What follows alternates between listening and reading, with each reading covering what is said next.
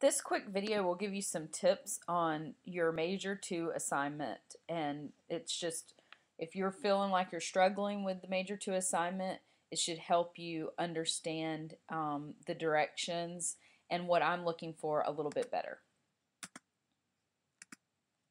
So first, let's just quickly go through understanding the assignment. So what you're doing here is you're creating a rhetorical analysis where you're examining the audience and the purpose of Morte d'Arthur and Excalibur the film. And you're looking at how the author, Thomas Malory, or the director of the film, John Boorman, uses particular rhetorical appeals to appeal to their specific audience. And you develop a thesis on your own analysis of how the rhetorical situation functions in both pieces. The reason I've done it that way is so that you can focus on the aspects of the text and the film that you found were most interesting. Everyone's is going to be the same in that they look at the audience and how the authors create their purposes based upon those audiences, but everyone's paper will be different because they will have different examples that come from a different perspective. Your purpose of doing this assignment is so that you can learn how to create a traditional rhetorical analysis essay and gain a better understanding of the Arthurian legend and develop your composition skills.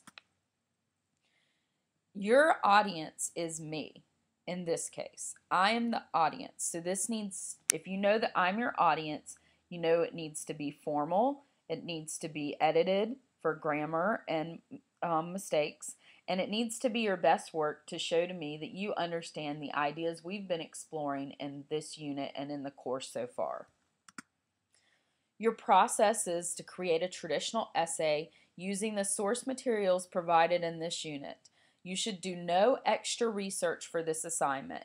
You should use the lectures, you should use the film, you should use the text that I provided for you online, and you should use our textbook. There should be no other sources for this assignment. Any external sources other than the sources that I gave you will result in a penalty of your grade. Your essay should be formatted 3 to 4 pages in MLA in a Word document with a works cited page at the end of the project. The works cited page does not count as the paper length, but it is a part of the paper and should be in that same document. Final draft should be a minimum of 3 full pages in length. Failure to meet the length requirement will result in a failure of the assignment. If you do go over 3 pages, that's fine, or 4 pages, that's fine. Just don't do any more than 10 because I don't want to read any more than that. So what you're supposed to do is compare and contrast the rhetorical situation. And a way to do that, if you're having trouble getting started, is to first consider the audience. Who's the audience of the text of Malory's piece? That audience is the Middle Ages England. And then who is the film of Excalibur's audience? That's the modern film goer. I know that for some of you that 1981, when Excalibur came out, seems like ancient history. But trust me, if you compare an audience from the 1400s to an audience from 1981, 1981 is definitely a modern audience, okay? And then you'll need to consider the purpose. What is the text purpose for the Middle Ages audience? What is the film's purpose for the modern audience? What is Malory trying to accomplish with his Middle Ages audience? What is Boorman trying to accomplish with his film for the modern audience? If you can ask yourself these questions about the audience and the purpose, then creating your process is going to be a whole lot easier. And once you can do this, and if you're getting blocked on how to get started, this might really help you, okay? With process, you're looking at how both writers achieve their purpose and with their respective audiences. So that's where the rhetorical appeals come in, because creating a purpose for an audience and purpose, remember that rhetorical situation of how the audience, the text, and the author interrelate, you have to use the rhetorical appeals of ethos, pathos, logos, and kairos to create those purposes for audiences, okay? So you're going to be explaining to me in your paper how those two authors use the rhetorical appeals, ethos, pathos, logos, and kairos, to convince their audiences of a specific purpose, how they did it similarly, and how they differed. Okay? That's it. Don't make it more complicated than that. That's all you're doing in the paper. So, as an example, I'm going to explain to you the ethos and one example of ethos and one example of logos that might help you, because I think that sometimes when you start breaking the rhetorical appeals down for a text, it can get a little bit more complicated and a little bit more murky. So oftentimes students will say, I get what you're saying to do, but I'm really struggling with ethos. How do I explain that? Well, let's talk a little bit about ethos again. Remember, ethos is authority, okay? And so you have to think of who the authority would be to that specific audience. For example, if we talk about the text of More to Arthur, the audiences Mallory is writing for is the Middle Ages English audience. And to know about that, since you can't do any extra research, you have to go back to that lecture that I gave you about that audience, and you can explain who in the text would be an authority to that audience. Let's look at the birth of Arthur when we look at that part of the text. The authority, who's the person in charge in that section? King Uther is in charge in that section when Arthur is born, because he is the King of England.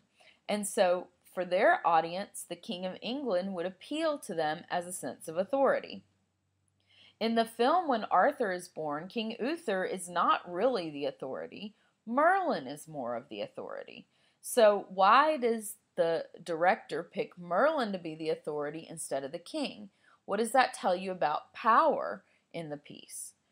You can compare and contrast those things. That is how you're doing a rhetorical analysis. And for your assignment, you don't have to focus on Uther and Merlin. You could pick someone like Arthur or Arthur and Merlin. Or you could pick Guinevere and Lancelot. How are they authorities to their respective audiences? Or how are they not authorities to their respective audiences? What does that tell us about the purpose? Another one that students really can sometimes really struggle with or kind of get confused on is the logos. And that's the logic. I think that students get confused on this one because oftentimes when we explain logos in English 101 or in other conversations about rhetorical strategies and appeals, we talk about how logos is the statistics and the facts. And when we talk about fiction, students will say, there is no statistic here. There is no fact. There is no logos. That's not true because remember, the basis of logos is logic. So when we're talking about fiction, some things that can increase our logic can be things like reasoned arguments. For instance, in the part of the film where where Percival is going to find the Holy Grail in order to heal Arthur, who is sick, when he's on the Grail quest, that is a reasoned argument. The king is sick, therefore his men must go on a quest to find a Grail to give him to drink from in order to heal the king. If they don't go on the quest, the king doesn't get the Grail, the king doesn't drink, the king dies. Okay? That is the reasoned argument. In the text, the Grail quest is a little bit different. So you could go back and look at that portion of the text if you wanted to focus on the Grail quest and read that part and compare and contrast how the reasoned argument is explained in the text. So remember, it doesn't just have to be a facts or statistics. It could be reasoned argument. It could also be the form of the piece.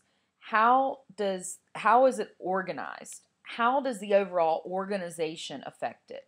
You know, when you think of how the film is organized versus how Mallory's entire book is organized, there are definitely some similarities and differences. And that's how you can look at the logos or the logos. So hopefully explaining the ethos and the logos here to you and how they might function in your paper will really help you as you're developing your own paper. Of course, I didn't explain the pathos and the kairos, but I explained 2 out of 4 of them, and hopefully from your learning, you've understood how to do the pathos and the kairos. Understanding the text. So here are some quick tips about understanding the text. When you're understanding a film, it is a little bit different than reading a modern short story. You have to think about the conventions of a film. What makes a film special in terms of rhetorical appeals to convince an audience, right?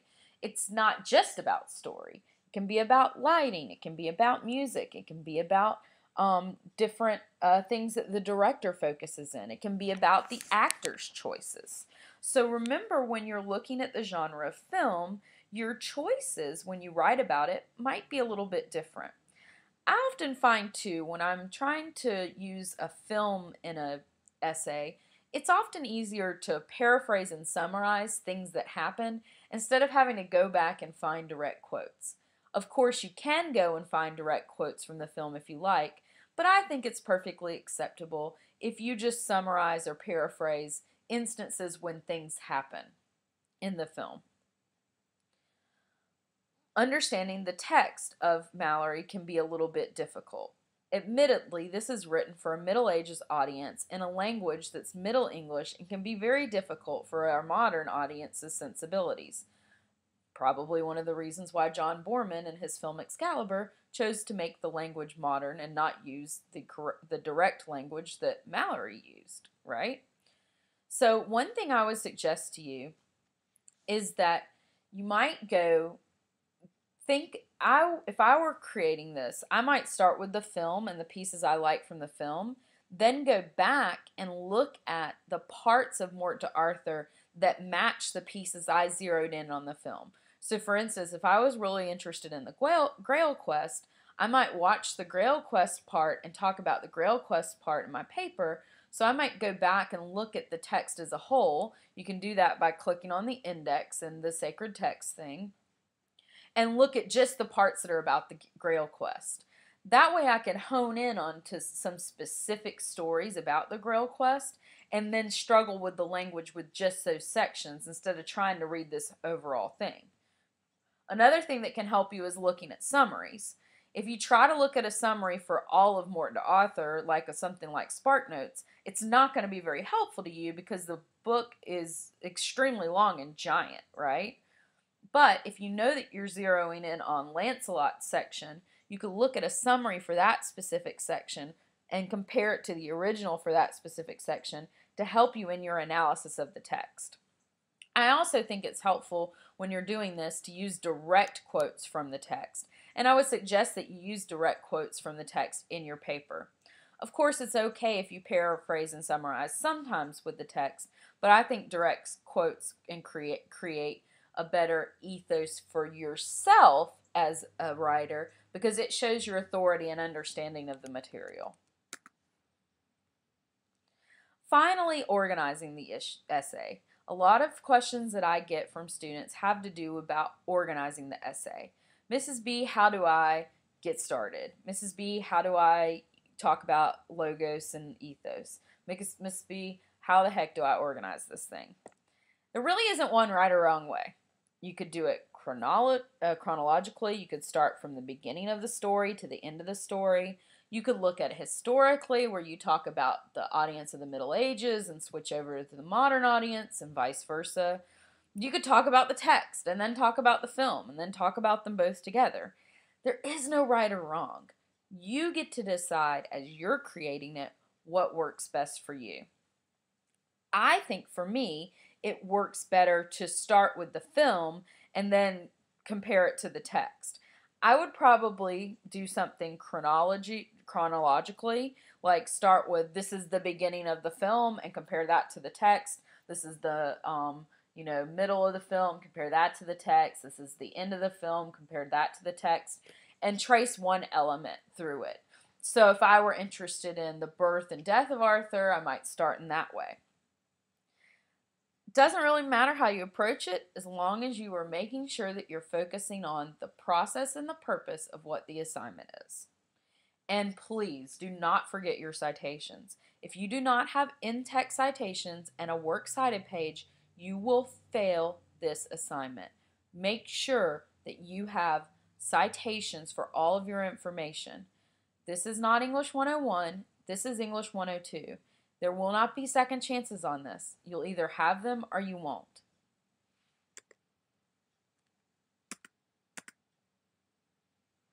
So, Hopefully this video gave you some tips for wrapping up the final drafts of your hopefully this video gave you tips for creating your major assignment 2. If you have any questions, feel free to ask, and good luck on creating your project.